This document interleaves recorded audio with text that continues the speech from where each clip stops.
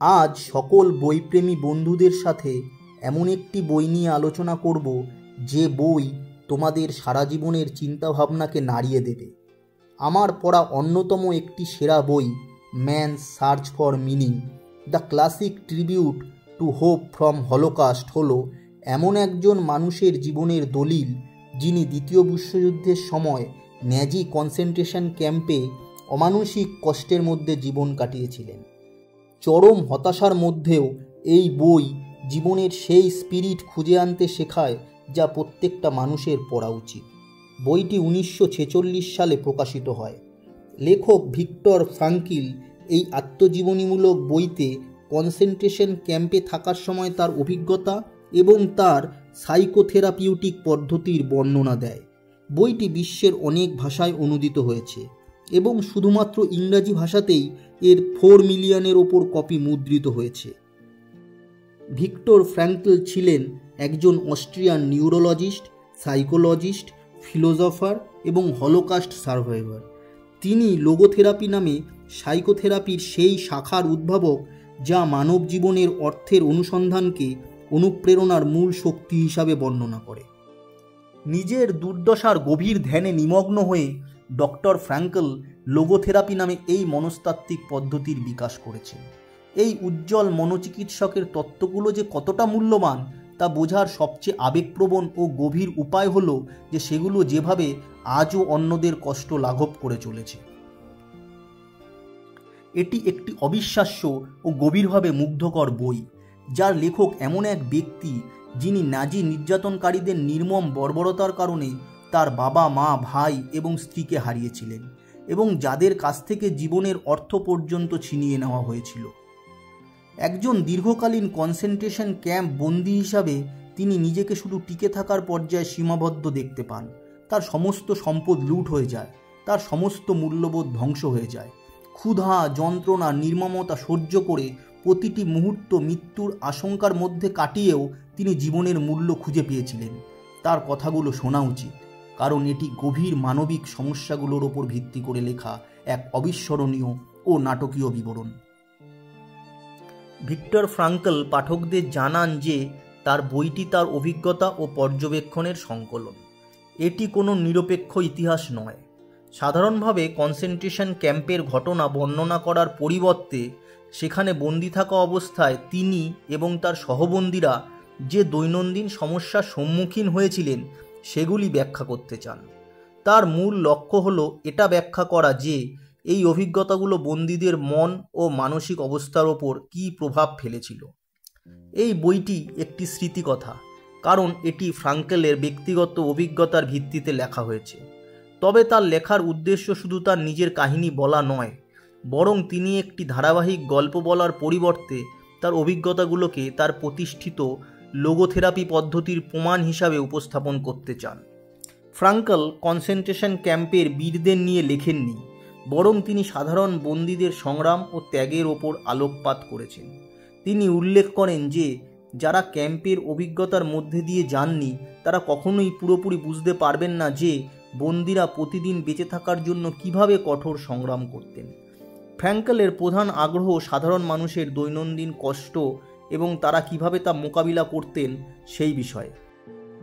যদিও বেশিরভাগ পাঠক তার মতো চরম কষ্টের সম্মুখীন হননি, তবুও তিনি বোঝাতে চান যে সাধারণ মানুষ কিভাবে যন্ত্রণা ও দুঃখের সঙ্গে লড়াই করে।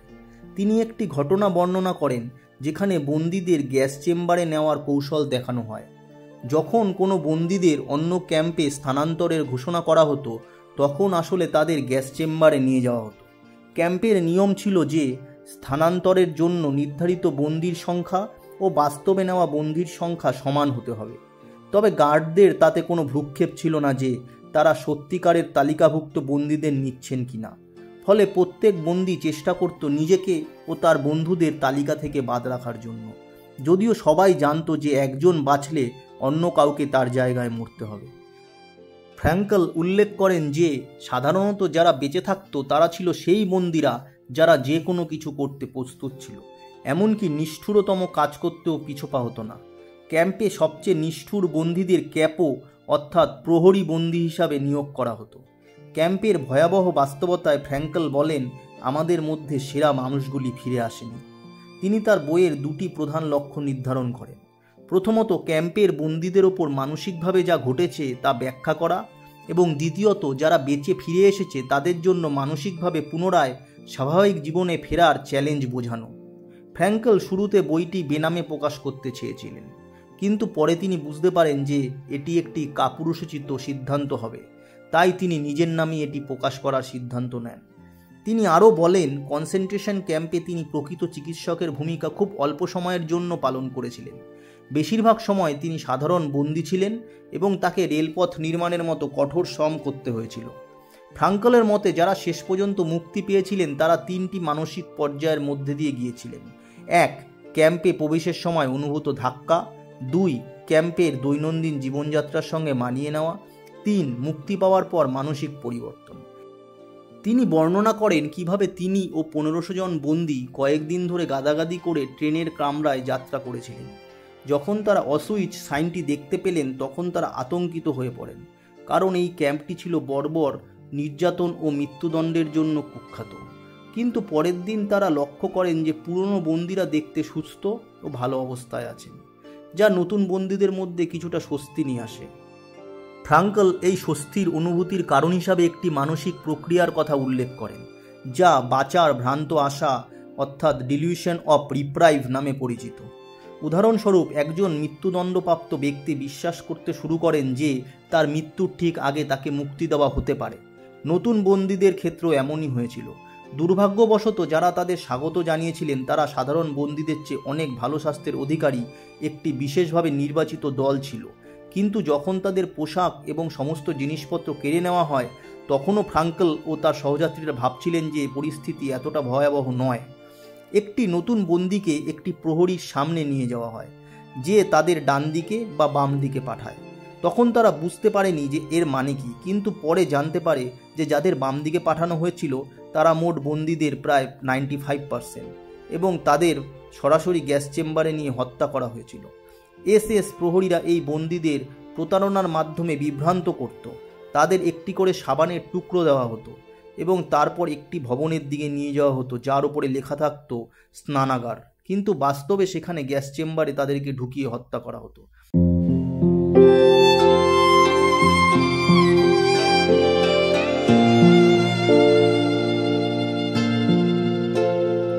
ডান দিকে পাঠানো বন্দীরা, যার মধ্যে ফ্রাঙ্কেলও ছিলেন, তাদের সম্পদ লুট করা হয় বা ধ্বংস করা হয়। ফ্রাঙ্কেল তার সঙ্গে রাখা বৈজ্ঞানিক পাণ্ডুলিপিটি বাঁচানোর চেষ্টা করেছিলেন, কিন্তু তাকে তা ছেড়ে দিতে বাধ্য করা হয়। এটি তার জীবনের একটি গুরুত্বপূর্ণ মানসিক মোড় নিয়ে আসে। সব জিনিসপত্র কেড়ে নেওয়ার পর বন্দীদের পুরো শরীরের লোম কামিয়ে ফেলা হয়। ফ্রাঙ্কেল বলেন, এই মুহূর্ত থেকে বন্দীদের কাছে কেবল তাদের নগ্ন অস্তিত্ব অর্থাৎ বেয়ার এক্সিস্টেন্স ছাড়া আর কোনো কিছুই অবশিষ্ট ছিল না। তবুও তিনি ও তার সহবন্দীরা পরিস্থিতির মধ্যে খানিকটা হাস্যরস খুঁজে নেওয়ার চেষ্টা করেন। ফ্রাঙ্কেল লক্ষ্য করেন যে তিনি নিজের ভবিষ্যৎ সম্পর্কে এক ধরনের গভীর কৌতূহল অনুভব করছেন। এই কৌতূহলই ক্যাম্পে বন্দীদের প্রথম কয়েকটি দিনকে সংজ্ঞায়িত করেছিল। তারা অবিরত চিন্তা করত, যদি তারা ঘুম ছাড়া থাকেন, ঠান্ডায় ঘন্টার পর ঘন্টা দাঁড়িয়ে থাকেন, তাহলে কি হবে। তারা বারবার আশ্চর্য হতো যে তারা এমন অনেক কিছুই সহ্য করতে পারছে যা একসময় তারা অসম্ভব মনে করত।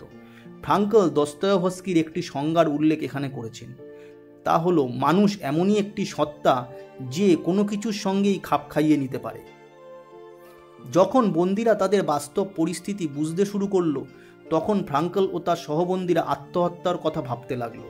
যদিও একটি সাময়িক চিন্তা ছিল এটা। ক্যাম্পের চারপাশে থাকা বৈদ্যুতিক তারের দিকে দৌড়ে গিয়ে আত্মহত্যা করা সম্ভব ছিল, তবে ফ্রাঙ্কেল প্রতিজ্ঞা করেন যে তিনি কখনো এমন কিছু করবেন না। তিনি ও তার বন্ধুরা বিস্মিত হয়েছিলেন যে যখন তারা দেখলেন ক্যাম্পে প্রথম দিন অন্তত তারা একবারও হাসতে পারছিলেন। ফ্রাঙ্কেল বলেন যে তার হাসির কারণ ছিল পুরনো এক বন্ধুর সঙ্গে দেখা হওয়া, যে এখন তার সহবন্দী। এই বন্ধু ফ্রাঙ্কেল ও তার সহবন্দীদের গুরুত্বপূর্ণ পরামর্শ দেন, কিভাবে ক্রিমেটোরিয়াম অর্থাৎ শবদাহ কেন্দ্রে পাঠানো থেকে বাঁচা যায়, সবসময় সেভ করে থাকা এবং কখনো খুঁড়িয়ে না হাঁটা। মূলত তিনি বোঝাতে চেয়েছিলেন যে তাদের যেন মুসলিম অর্থাৎ দুর্বল বা অসুস্থ বন্দী বলে মনে না হয়, যেন তারা আর শারীরিক পরিশ্রম করতে সক্ষম নয় এমনটা কখনো মনে না হয়।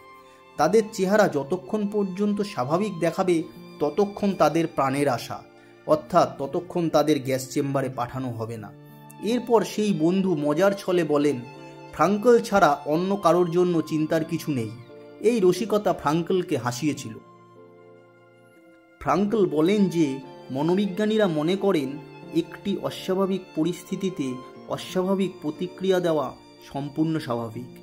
সুতরাং দৈনন্দিন জীবন প্রসঙ্গে কনসেন্ট্রেশন ক্যাম্পের বন্দীদের অবস্থা যদিও স্বাভাবিক ছিল না, কিন্তু তাদের পরিস্থিতিতে সেটি একেবারে সাধারণ বা স্বাভাবিক বলে বিবেচিত হতে পারে। ক্যাম্পে পৌঁছানোর প্রাথমিক ধাক্কা কাটিয়ে ওঠার পর বন্দীরা উদাসীনতা এবং মানসিক মৃত্যুর এক নতুন অবস্থায় প্রবেশ করত। ফ্রাঙ্কল লক্ষ্য করেন যে প্রাথমিক ধাক্কার পাশাপাশি নতুন বন্দীরা তাদের পরিবার ও স্বাধীনতা হারানোর চরম শোক এবং ক্যাম্পের নির্মম নিষ্ঠুরতা দেখে আতঙ্কিত হয়ে পড়ত।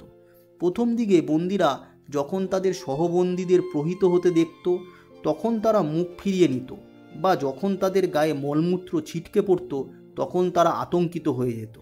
কিন্তু বন্দিদশার দ্বিতীয় পর্যায়ে এই সব দৃশ্য দেখে তারা আর কোনো মানসিক প্রতিক্রিয়া প্রকাশ করত না, বরং তারা বিবমিষা, আতঙ্ক ও করুণার অনুভূতি থেকে পুরোপুরি সংবেদন শূন্য হয়ে যেত। ফ্রাঙ্কল নিজেও ধীরে ধীরে চারপাশের ভয়াবহ পরিস্থিতির প্রতি সংবেদন শূন্য হয়ে পড়েন। বন্দি জীবনের শেষ দিকে যখন তিনি টাইফয়েড আক্রান্ত রোগীদের চিকিৎসা করছিলেন তখন তিনি তার চারপাশের মৃতদেহগুলি দেখে একটুও বিচলিত হননি। এমনকি যখন এক নার্স মৃতদেহটিকে টেনে ক্যাম্পের অন্য প্রান্তে নিয়ে যাচ্ছিল এবং সেই মৃতদেহের মাথা সিঁড়িতে ধাক্কা খেয়ে গড়িয়ে পড়ছিল তখনও তার মনে কোনো অনুভূতি জাগেনি, অথচ মাত্র 2 ঘন্টা আগেই সেই মানুষটি মারা গিয়েছিল। ফ্রাঙ্কল বলেন তিনি এই ঘটনাটি শুধুমাত্র মনে রেখেছেন কারণ তিনি নিজের মানসিক বিচ্ছিন্নতায় বিস্মিত হয়েছিলেন, নির্দিষ্ট ঘটনাটির ভয়াবহতার কারণে নয়। ফ্রাঙ্কলের সহবন্দীরা এতটাই উদাসীন হয়ে পড়েছিল যে তারা প্রহরীদের নিয়মিত মারধরের প্রতি কোনো রকম প্রতিক্রিয়া দেখাতো না। ফ্রাঙ্কল স্মরণ করেন যে তার নিজের অভিজ্ঞতায় অনেক সময় তিনি প্রহরীদের মারধরের শারীরিক যন্ত্রণার চেয়েও অন্যায়ের কারণে বেশি কষ্ট পেতেন। যদিও তিনি সাধারণত তাদের আঘাত ও কটূক্তিগুলিকে উপেক্ষা করতেন, তবুও কখনো কখনো তাদের অমানবিক আচরণ এতটাই অসহনীয় হয়ে উঠত যে তিনি চুপ থাকতে পারতেন না। উদাহরণস্বরূপ একদিন এক প্রহরী তাকে শূকর বলে অপমান করে এবং দাবি করে যে তিনি জীবনে কখনো কঠোর পরিশ্রম করেননি।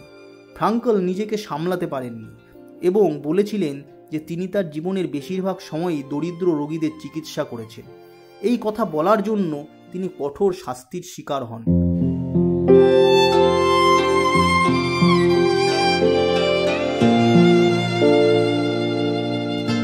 ফ্রাঙ্কল ভাগ্যবান ছিলেন কারণ তিনি তুলনামূলকভাবে কম নিষ্ঠুর এক ক্যাপোর ইউনিটে ছিলেন। এই ক্যাপো ফ্রাঙ্কলকে পছন্দ করত কারণ ফ্রাঙ্কল তাকে বৈবাহিক সমস্যার বিষয়ে পরামর্শ দিতেন। এর বিনিময়ে ক্যাপো তাকে সবচেয়ে কঠিন ও ভয়াবহ শ্রম এড়িয়ে চলতে সাহায্য করতেন। এছাড়াও ক্যাপো ফ্রাঙ্কলকে কাজের স্থানে যাওয়ার সময় সারির সামনে দাঁড়ানোর সুযোগ করে দিতেন, যাতে তাকে অনেক কষ্টের হাত থেকে রক্ষা করা যায়। যেহেতু সব বন্দী এডিমাতে ভুগছিল, ফলে তারা হাঁটতে পারাও তাদের পক্ষে অত্যন্ত কষ্টকর ছিল। এই এডিমার ফলে তাদের শরীরের টিস্যুতে ফোলা ভাব দেখা যেত। যদি হাঁটতে গিয়ে কেউ পড়ে যেত তবে তার পেছনে দাঁড়ানো বন্দীদের দৌড়ে সারির বাকিদের সঙ্গে তাল মিলিয়ে চলতে হতো, যা অত্যন্ত যন্ত্রণাদায়ক ছিল। কিন্তু সারির সামনে থাকার ফলে ফ্রাঙ্কলকে কখনো দৌড়াতে হয়নি। তিনি বিশ্বাস করেন যে এই ক্যাপই তার জীবন বাঁচিয়েছিলেন।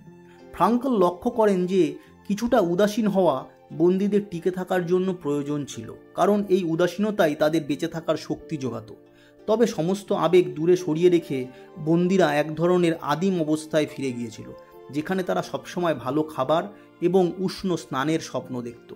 কিন্তু ফ্রাঙ্কল ভাবতে থাকেন এই স্বপ্নগুলো কি আদৌ তাদের জন্য ভালো ছিল? কারণ প্রতিদিন সকালে ঘুম থেকে ওঠার পর তাদের আবার সেই ভয়াবহ বাস্তবতার মুখোমুখি হতে হতো। একদিন ফ্রাঙ্কল এক সহবন্দীকে এক ভয়াবহ দুঃস্বপ্ন দেখতে শুনতে পান এবং তাকে জাগিয়ে তোলার জন্য এগিয়ে যান। কিন্তু ঠিক যখন তিনি তাকে স্পর্শ করতে যাচ্ছিলেন তখনই তিনি থেমে যান, কারণ তিনি নিশ্চিত ছিলেন যে কোনো দুঃস্বপ্নই বাস্তবতার চেয়ে ভালো।